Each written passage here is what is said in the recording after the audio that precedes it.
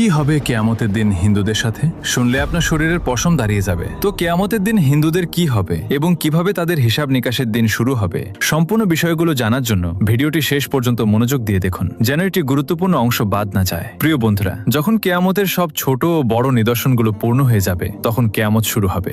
কেয়ামতের শুরুটা হবে সিংগায় ফুঁক দেওয়ার মাধ্যমে। সিংগায় ফুঁক দেবেন ফেরেশতা হযরত ইসরাফিল আলাইহিসসালাম। হযরত ইসরাফিল আলাইহিসসালাম যখন থেকে সৃষ্টি হয়েছেন, তখন থেকে আল্লাহর হুকুমে সিংগায় মুখ রেখে আছেন।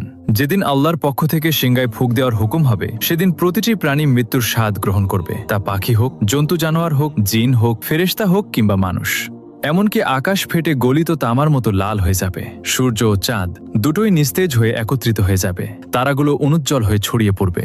সমগ্র পৃথিবী আল্লাহ তাআলার ভয়ে প্রচণ্ডভাবে কাঁপতে শুরু করবে। পাহাড় এমনভাবে চূর্ণবিচূর্ণ হবে যে তা ছড়িয়ে পড়া ধুলোর মতো মনে হবে।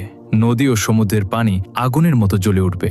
এই পৃথিবীতে যা কিছু জীবনের মতো অবশিষ্ট থাকবে, সবকিছু ধ্বংস হয়ে যাবে। এমনকি শেষ পর্যন্ত সেই প্রাণ যিনি সিংগায় ফুঁক দিচ্ছেন, অর্থাৎ হযরত ইসরাফিল আলাইহিসসালাম, তাকেও আল্লাহ তাআলা মৃত্যু দেবেন। আর সেদিন শুধুমাত্র একমাত্র মহান রব্বুল আলামিনের সত্তাই অবশিষ্ট থাকবে। এরপর যখন আল্লাহ তাআলার ইচ্ছা হবে, তখন তিনি আবার হযরত ইসরাফিল আলাইহিসসালামকে জাগিয়ে তুলবেন। তাকে আবার সিংগায় ফুঁক দেওয়ার হুকুম দেওয়া হবে। তিনি যখন সিংগায় ফুঁক দেবেন, তখন হযরত আদম আলাইহিসসালাম থেকে শুরু করে কিয়ামত পর্যন্ত যত প্রাণী এসেছিল, তাদের সবাইকে পুনরায় জাগিয়ে তোলা হবে।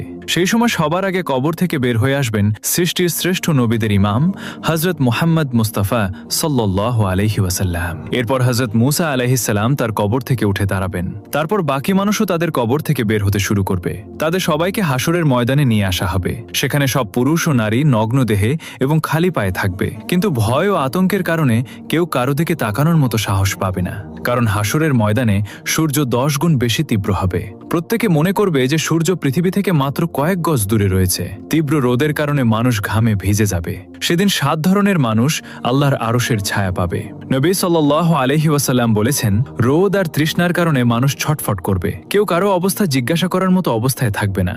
এই অবস্থায় হাজার হাজার বছর কেটে যাবে। তারপর মানুষ পেরেশান হয়ে নিজেদের মধ্যে পরামর্শ করবে। তারা হযরত আদম আলাইহিসসালামের কাছে যাবে এবং বলবে, হে আমাদের পিতা, আমাদের পক্ষে এগিয়ে যান এবং আল্লাহর কাছে আরজ করুন। হে আল্লাহ, এই কঠিন অবস্থা সহ্য করা আমাদের পক্ষে কঠিন। আমাদের হিসাব নিয়ে নিন, যাতে আমরা জানতে পারি আমাদের গন্তব্য কোথায়। এই কষ্ট আমাদের সহ্যের বাইরে। কিন্তু হযরত আদম আলাইহিসসালাম তখন বলবেন, না, আমি একটি ভুল করে ফল খেয়েছিলাম, আর সেই ভুলের জন্য 300 বছর কেঁদে কেঁদে ক্ষমা প্রার্থনা করেছিলাম। হাদিসে এসেছে, সমস্ত মানুষের কান্নার আংশিক অংশের তুলনায় হযরত আদম আলাইহিসসালামের 300 বছরের কান্নার পরিমাণ ছিল 9 ভাগ। এত কান্নার পরও আল্লাহ তাআলা তার তওবা কবুল করেছিলেন। এরপর তিনি বায়তুল্লাহ শরীফ নির্মাণ করেন এবং